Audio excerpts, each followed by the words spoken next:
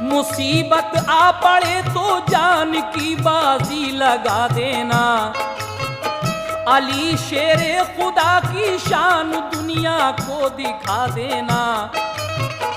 اجازت دو چچارن کی سخاوت اپنی دکھلا دو، بھتیجے کو خدا کی راہ میں قربان فرما دو۔ یہ سن کر آپ کو صدمہ ہوا، پھر صبر فرمایا، بڑے بھائی حسن کی یاد آئی، رو کے فرمایا، میں نانا جان کی امت کی خاطر صبر کرتا ہوں،